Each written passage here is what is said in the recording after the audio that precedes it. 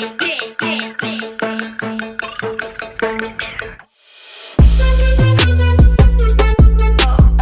les salariés des TPE, on n'en parle jamais, tout le monde s'en fiche. Et par contre, ce qu'on leur promet comme horizon, parce que c'est ce qu'annonce le gouvernement et le patronat, c'est d'être encore plus des salariés sans droit. Déjà, aujourd'hui, IDL n'ont pas de droit parce que pas de syndicat dans l'entreprise, pas de CSE, ils n'ont pas de droit collectif. Mais avec les réformes qui sont annoncées par le gouvernement et le patronat, vous avez vu le choc de simplification, enfin toutes ces idées poujadistes que la CPME remet au bout du jour, on voit que les salariés des petites entreprises, c'est la variable d'ajustement. Donc nous, c'est très important politiquement de dire égalité des droits, ces salariés qui sont invisibilisés, on les remet dans la lumière, on montre que c'est leur travail qui fait tourner la société et que c'est scandaleux de prétendre, comme le fait le patronat, que ça soit toujours la variable d'ajustement et qu'on tire leur salaire, leurs droits, leurs conditions de travail vers le bas. La deuxième raison pour laquelle cette campagne est importante, c'est évidemment que, vous le savez, c'est notre représentativité qui se joue au niveau interpro, mais qui se joue aussi, comme l'a dit Mathias, branche par branche. Et ça, c'est important. Il y a un certain nombre de fédérations qui sont bien impliquées dans la campagne, pour prendre conscience que la représentativité dans chaque branche, le vote des TPE, ça joue très fort. Et que derrière la représentativité dans chaque branche, on sait que c'est les capacités à signer ou à faire des droits d'opposition, donc il y a un impact très concret sur les droits des salariés. Alors, ce qui est important à se dire pour enclencher la campagne en dynamique, c'est de se mettre en confiance et de se dire qu'aujourd'hui, qui part en position de favori, c'est la CGT. C'est quand même nous, à chaque scrutin, qui sortons loin devant et en tête.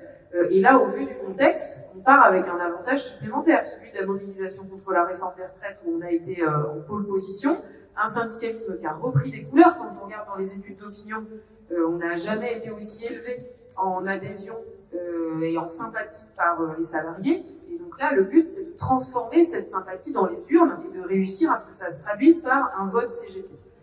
Alors, sur le vote CGT, je pense que vous en avez parlé toute la journée, mais il y a un certain nombre de freins qui sont évidents. Le premier frein, c'est ce que disait Philippe tout à l'heure sur la question des CPRI, CPRIA, que la CGT a gagné, mais qui ont encore trop peu de prérogatives. Et donc, pour aller voter, il faut savoir pourquoi on vote. Et le problème, c'est que les CPRI, CPRIA, aujourd'hui, les salariés, ça leur apporte pas grand-chose de concret en l'état. On veut les transformer, mais pour l'instant, en l'état, c'est pas suffisant. Donc, il faut qu'on soit capable d'expliquer l'utilité du vote. L'utilité du vote, c'est bien sûr de faire évoluer les CPRIA, qu'on fasse connaître nos candidats, on est les seuls à faire ce travail d'avoir des candidats, des DPE, etc. Mais l'utilité du vote, c'est les conventions collectives.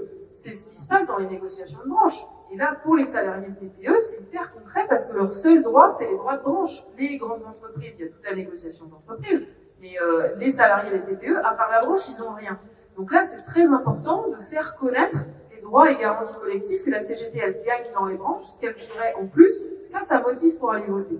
Le deuxième élément qui motive pour aller voter, c'est notre réseau des conseillers et conseillères du salarié.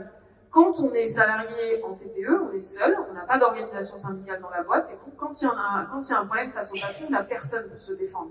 Et donc, vers qui on se tourne en général? Vers la CGT, parce que c'est le syndicat qu'on connaît, et c'est le syndicat où on sait que la CGT, elle est combative et elle lâchera rien face au patron. Et puis surtout, on veut gagner de la représentativité pour gagner des implantations syndicales. Et donc, derrière, un votant CGT, ça doit se transformer en un syndiqué CGT et une nouvelle base CGT, avec les modalités d'organisation à adapter. On a l'habitude de le dire, c'est important de le rappeler. C'est pas aux salariés de s'adapter à la CGT, c'est à la CGT de s'adapter aux salariés. Et donc, on a besoin, au lendemain de ces élections TPE, il faudra qu'on ouvre un travail, une réflexion dans l'organisation sur ce qu'il faut qu'on fasse bouger pour permettre à tous ces salariés qui auront voté pour la CGT de pouvoir s'organiser dans la CGT, parce que c'est là que le rapport de force se construit au moyen long terme. Et ces salariés ont le droit de pouvoir s'organiser à la CGT et c'est à nous de prendre nos responsabilités pour qu'ils aient cette capacité de disposer de la magnifique organisation qui est la CGT. Voilà, donc mot de conclusion, c'est ce n'est qu'un début, continuons le combat, camarades, et le combat il est bien engagé aujourd'hui.